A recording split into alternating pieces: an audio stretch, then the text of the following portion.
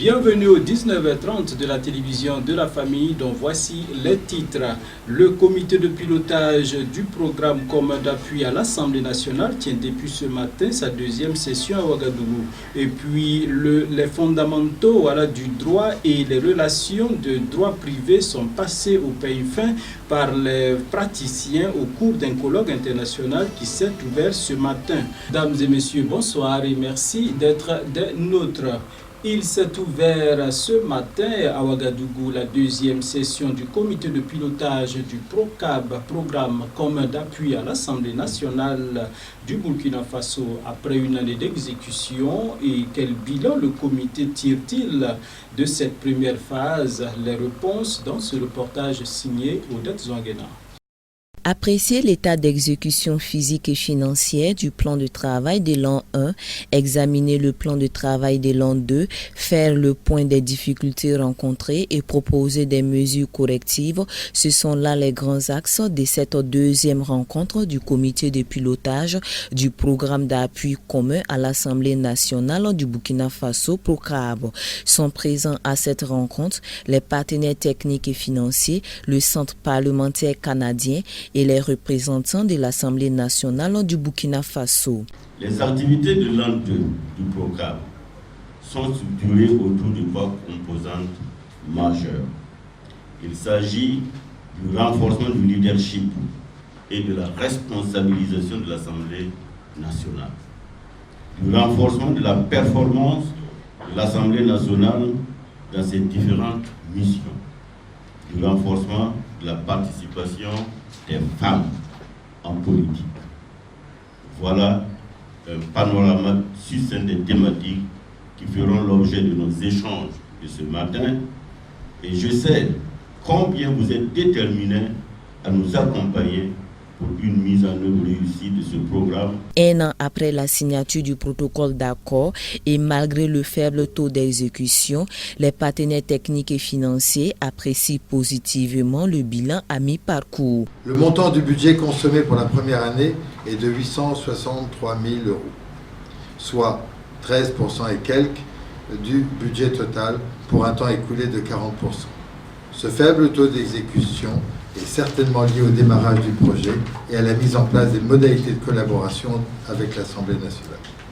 Pour la deuxième année, le budget prévisionnel s'élève à près de 4 millions d'euros, soit 60% du budget total.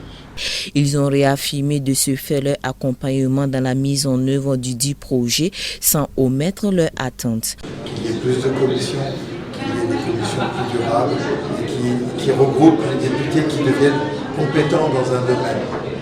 Et aujourd'hui, il y a beaucoup d'enjeux pour le Burkina Faso et la compétence des députés dans ces domaines, c'est essentiel. Notons la contribution des partenaires techniques et financiers s'élève à hauteur de plus de 4 milliards de francs CFA. Le PROCAB, le programme d'appui commun à l'Assemblée nationale du Burkina Faso, a été initié dans le but de contribuer à faire de la représentation nationale une institution forte, moderne, innovante, accessible et au service des populations en 2020. Également ce matin à l'université de Ouagadougou, un colloque international sur les fondamentaux des droits privés au Burkina Faso et ailleurs s'est ouvert. Venu des universités du Burkina Faso et de plusieurs autres pays, les participants vont réfléchir 48 heures durant sur la contribution des droits fondamentaux à l'amélioration des relations de droit privé. Yannick Kaboré et Delphine Banissi ont suivi la cérémonie d'ouverture pour nous. Porté au plan scientifique par le laboratoire de recherche en droit privé dirigé par le professeur Filiga Michel Sawadogo, ce colloque a pour objectif principal de réfléchir sur la contribution des droits fondamentaux à l'amélioration des relations de droit privé.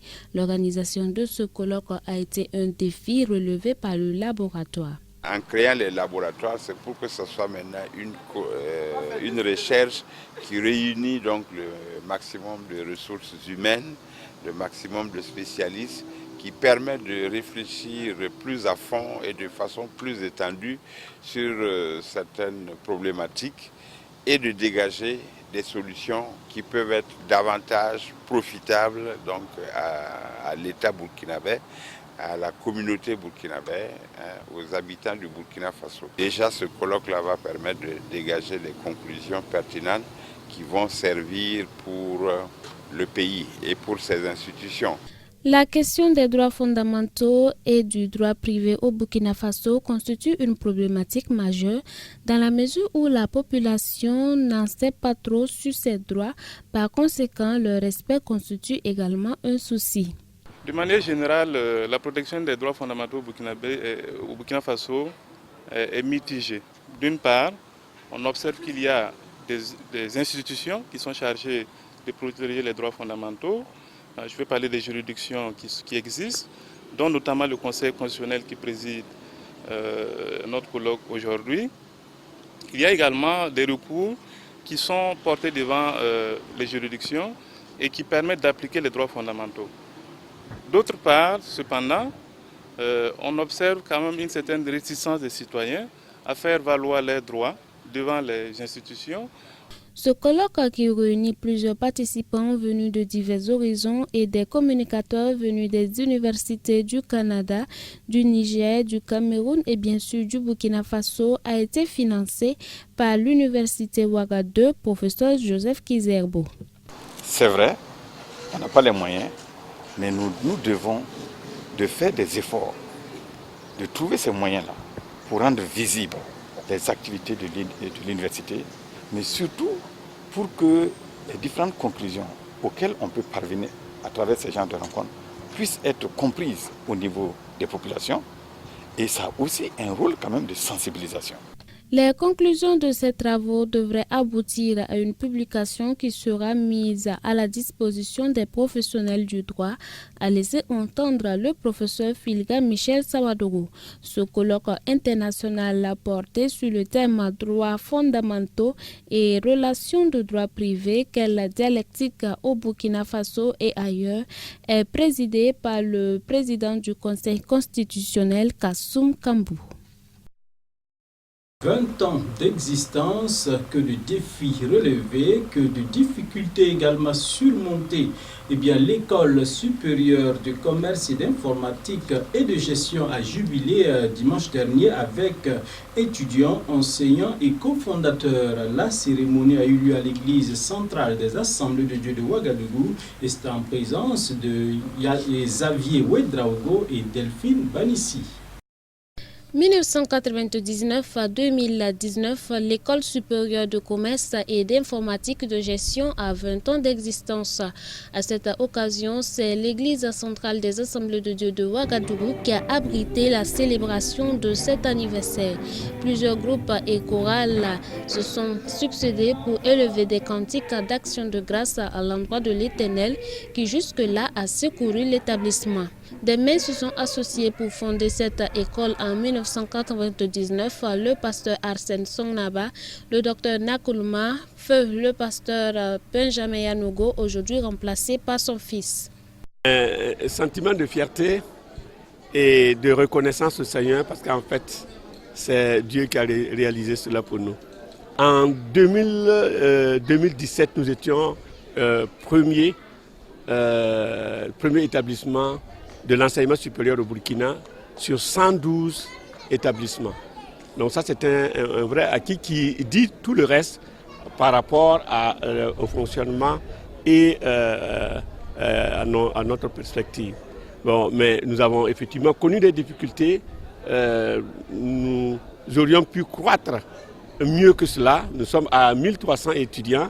Par un commis d'office, il était là en 1999 à la création de ESCO-UGS. Simon Comporé est encore là en 2019 et reste un soutien inconditionnel de l'établissement. Depuis la création, parce que j'étais comme par enchantement, c'est dans mon quartier que l'école est basée et disons que vous me donnez l'occasion donc de féliciter les fondateurs qui ont cru à leurs choses et que Dieu a béni et qui ont fait des merveilles comme le directeur général vient de le dire.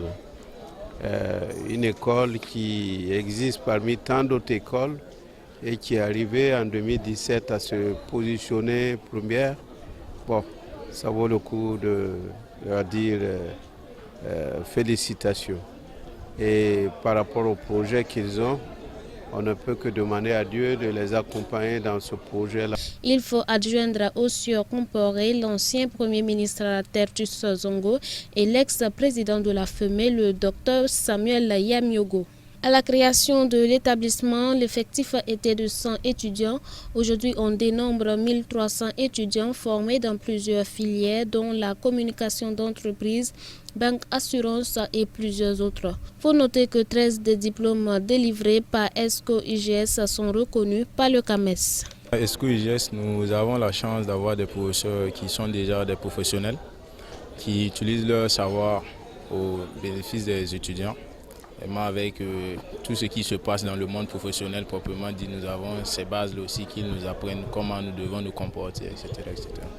En attendant la réalisation de certains projets à long terme, les perspectives à court terme se résument à la création d'une université en 2020.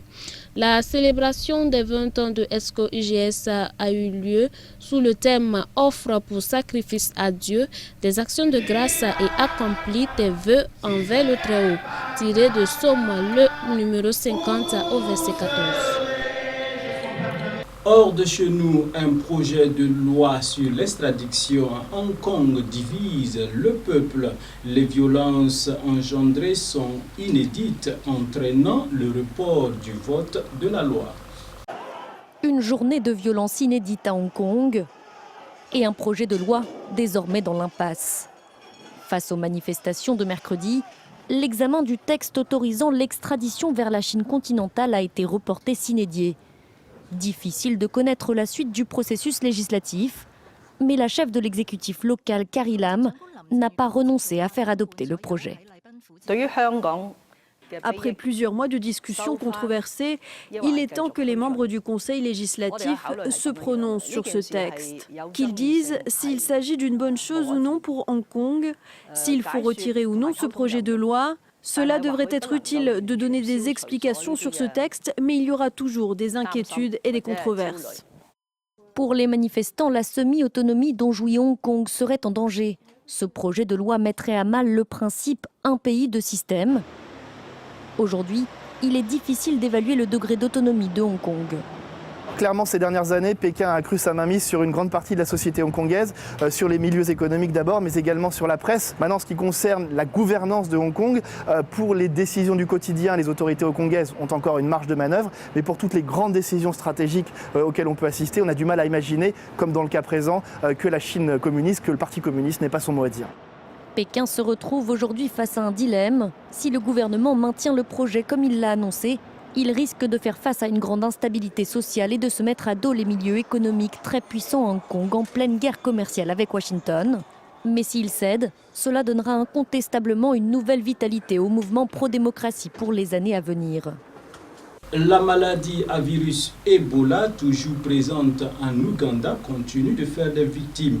Un garçon de 5 ans parti de la RDC pour l'Ouganda n'a pas pu être sauvé après l'apparition des signes de la maladie. Le garçon âgé de 5 ans, parti de la République démocratique du Congo pour l'Ouganda avec la fièvre à virus Ebola, est décédé peu après que le ministère ougandais de la Santé a confirmé mercredi le premier cas d'Ebola dans le pays. L'OMS a aussi confirmé la présence de la maladie en Ouganda. L'enfant, dit-elle, a été détecté par des agents de santé de l'hôpital de Kagando avec des signes et des symptômes d'Ebola. Il a immédiatement été transféré et isolé à l'unité de traitement à Ebola de l'hôpital de Bwera pour une prise en charge ultérieure. Un échantillon de sang a été prélevé et envoyé tôt à l'Uganda Virus Institute. Le matin du 11 juin, l'échantillon s'est révélé positif au virus Ebola et tous les autres membres de la famille congolaise ont été identifiés et sont isolés à l'hôpital de Bwera. L'Organisation mondiale de la santé a annoncé mercredi que 2 nouveaux cas d'Ebola avaient été confirmés en Ouganda. Le ministère de la Santé et l'Organisation mondiale de la santé, le Centre de contrôle des maladies, ont envoyé une équipe d'intervention rapide à KCC pour aider les équipes sur le terrain à suivre les diverses activités, notamment la recherche des contacts et la gestion des cas. Le ministère de la Santé, l'OMS et le Centre ont entrepris la vaccination des contacts du malade et d'autres agents de santé de première ligne non vaccinés, ainsi que d'autres agents à partir du 14 juin 2019. L'Ouganda a régulièrement souffert d'épidémies d'Ebola et de Marburg. L'épidémie actuelle d'Ebola est la plus grave depuis 2000, avec déjà 425 personnes infectées. Plus de la moitié des victimes sont mortes. C'est tout pour ce soir, dames et messieurs. Merci de nous avoir suivis. Rendez-vous demain pour d'autres actualités. Bonsoir chez vous.